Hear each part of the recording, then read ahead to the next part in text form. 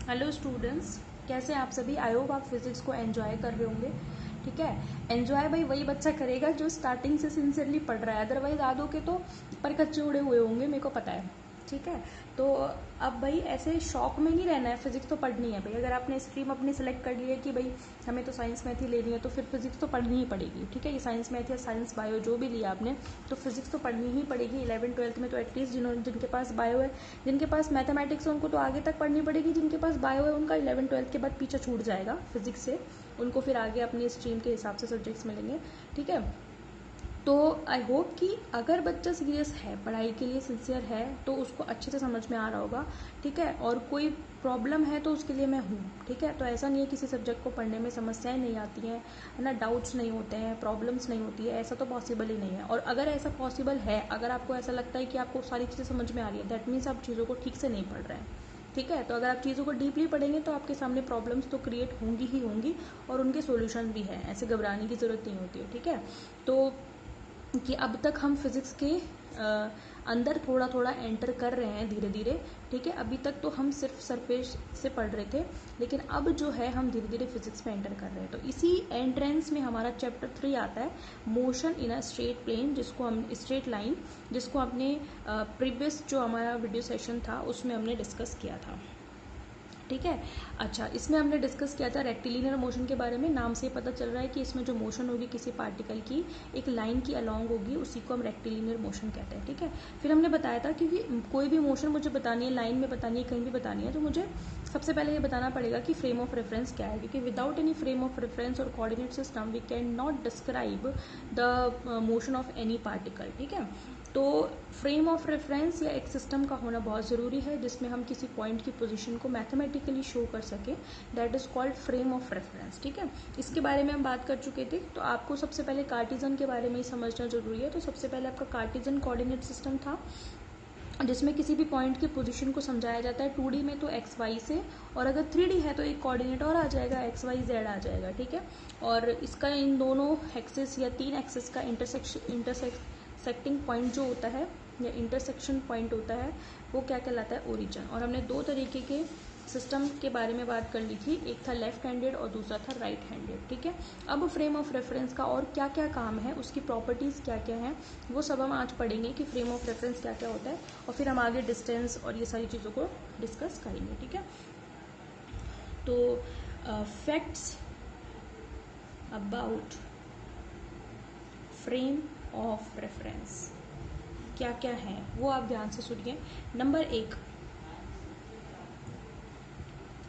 एक जो है आपका फ्रेम ऑफ रेफरेंस के बारे में, वो ये है कि अगर किसी पार्टिकल के लिए उसके कोऑर्डिनेट, अगर कोई एक कोऑर्डिनेट चेंज होता है या एक से ज़्यादा कोऑर्डिनेट चेंज होते हैं, है ना, तो आप क्या कहोगे कि पार्टिकल जो है वो मोशन में है। भाई अगर जैसे मैंने आपको एग्जांपल बताया था कि चींटी है, चींटी चल रही है, तो वो एक लाइन में चल रही है, ऐसे ऐसे मूव कर रही है आगे, तो उसका मतलब उसका एक ही तो कोऑर्डिनेट बदल रहा है, वो जिस डायरेक्शन में जा रही है वो ही केवल कोऑर्डिनेट बदल रहा है। सपोज करो ये आपका सिस्टम है, चींटी जो है ओरिजिन से शुरू होती है, दोनों के ओरिजिन बता देना, चींटी ओरिजिन पे है और यहाँ से चलना वो शुरू होती है और वो एक्स एक्सिस के अलोंग ही चले जा रही है, दैट मीन्स उसका एक्स कोऑर्डिनेट ही जीरो होता है, सॉरी एक्स कोऑर्डिनेट ही चेंज हो रहा है, क्योंकि हम जानते हैं कि किसी भी एक्सिस पर बाकी दो कोऑर्डिनेट्स की वैल्यू जीरो होती है। अगर यहाँ पे कोई पॉइंट है पी, ठीक है, अगर उसने 1 मीटर की डिस्टेंस चल रही है तो मैं उसके कोऑर्डिनेट कैसे शो करूँगी, 1 0 0 ऐसे तो शो करूँगी।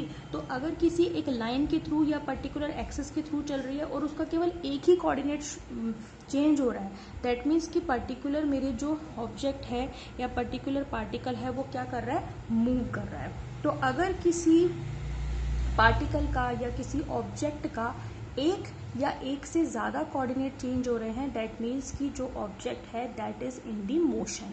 तो फर्स्ट फैक्ट क्या है, इफ वन और मोर coordinates of an object change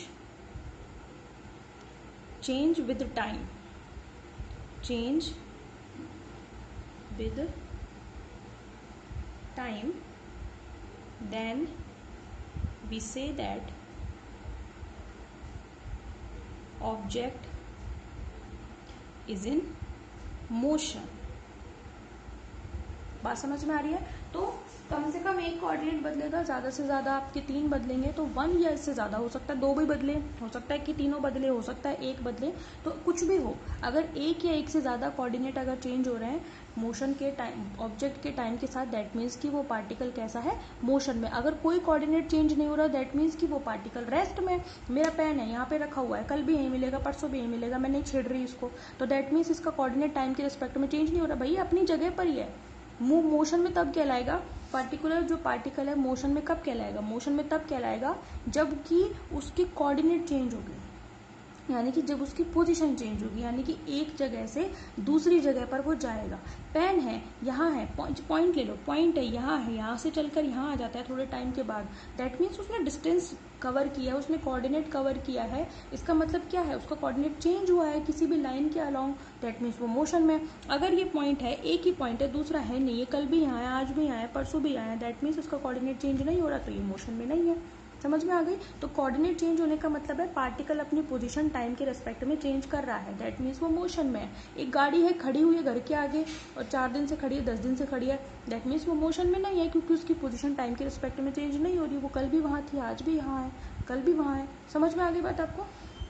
तो इसी में आप क्या कहेंगे, इफ 1 और मोर कोऑर्डिनेट चेंज हो रहे हैं with respect to time, then object is in motion.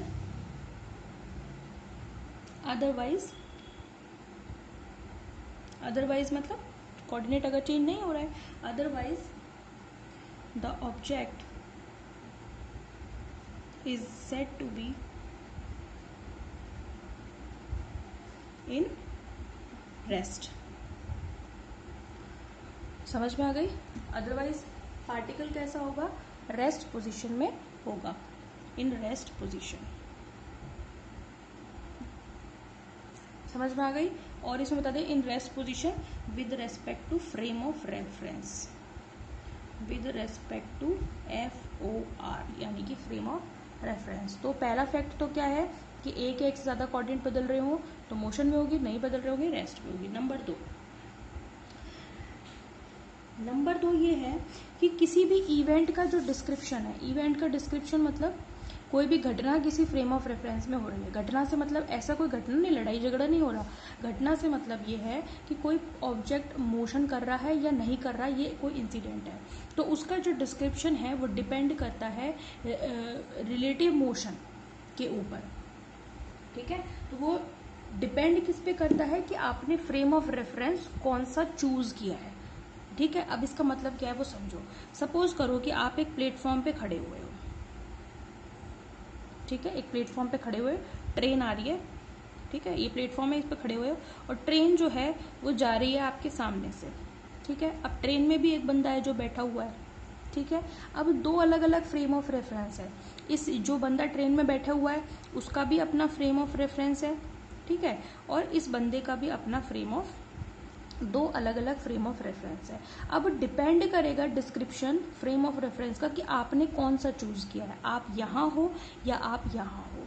क्यों? क्योंकि दोनों ही बंदे अलग अलग चीजें देखते हैं, यानी कि दोनों के फ्रेम ऑफ रेफरेंस अलग अलग है पर घटना सेम है। आप देख रहे हो कि इस घटना क्या है, ट्रेन पास हो रही है प्लेटफॉर्म से, पर जो बंदा ट्रेन के बाहर प्लेटफॉर्म पे खड़ा हुआ है उसको क्या नजर आएगा कि ट्रेन मूव कर रही है इस डायरेक्शन में।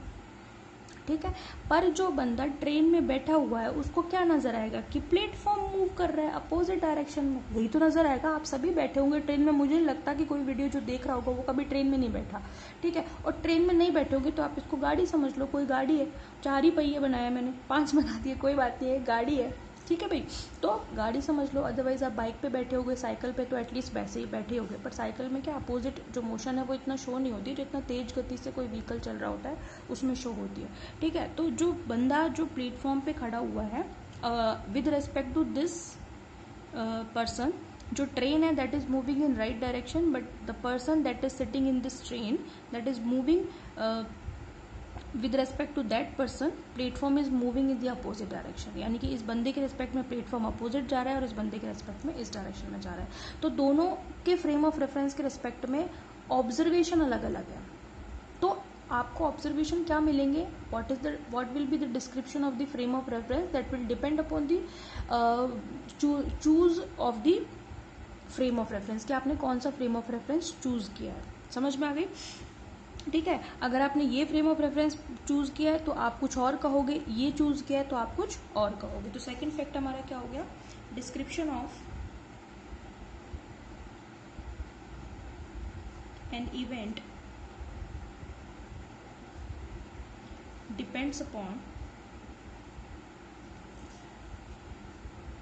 the frame of reference chosen for the description। ठीक है, आप इसमें एग्जाम्पल बता सकते हैं। For example, if a car is moving, आप कार ले लो। If a car is moving on a road, ठीक है, and we are describing the car with respect to frame of reference attached to us, ठीक है, और the ground. यानी कि कार किसी रोड पे जा रही है तो उसको हम क्या कर रहे हैं, एक इवेंट को डिस्क्राइब कर रहे हैं दो फ्रेम ऑफ रेफरेंस के रेस्पेक्ट में। एक फ्रेम ऑफ रेफरेंस है that is with respect to ground और that is with respect to attach to us. समझ में आ रही है? हम तो कहाँ बैठे हुए हैं? गाड़ी में बैठे हुए हैं, तो हमारे से जो अटैच्ड फ्रेम ऑफ रेफरेंस है वो तो कार का फ्रेम ऑफ रेफरेंस हो गया, और जो बंदा बाहर सड़क पे खड़ा हुआ है, ग्राउंड पे खड़ा हुआ है, उससे रिलेटेड एक फ्रेम ऑफ, बिल्कुल सेम वही ट्रेन वाली सिस्टम। एक बंदा तो ट्रेन में या कार में बैठा हुआ है और एक सड़क पे है, ठीक है। तो कौन क्या डिस्क्राइब करेगा इवेंट को किस तरीके से, ये डिपेंड करेगा कि आपने कौन सा फ्रेम ऑफ रेफरेंस चूज किया है। आपने कार का फ्रेम ऑफ रेफरेंस चूज किया है या फिर आपने ग्राउंड का फ्रेम ऑफ रेफरेंस चूज किया है, ठीक है। और आगे क्या कहेंगे आप? But with the frame of reference attached with the person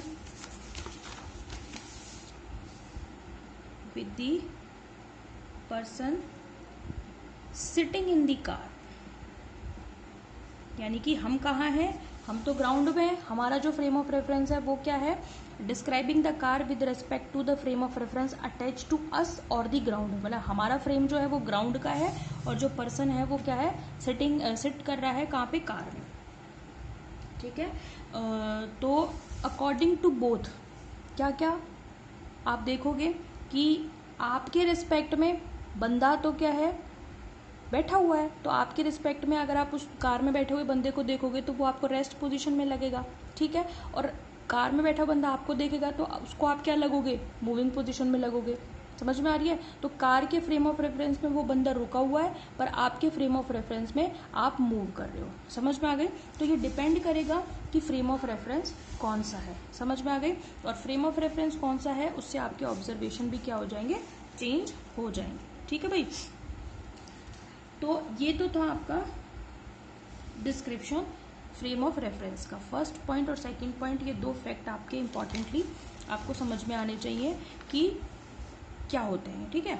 इसके बाद आप ये देखिए, अब हम शुरू कर रहे हैं हमारा कि पाथ लेंथ क्या होती है या डिस्टेंस क्या होती है, उसको समझे आप। तो नेक्स्ट हमारा टॉपिक है वो है पाथ लेंथ, या इसी को हम डिस्टेंस भी बोलते हैं, ठीक है। आप इसको समझने के लिए ऐसे करें, सपोज करें आपके पास एक रास्ता है, ठीक है। ये तो है ओरिजिन, ठीक है, मतलब मैं फ्रेम की तरह बना रही हूँ।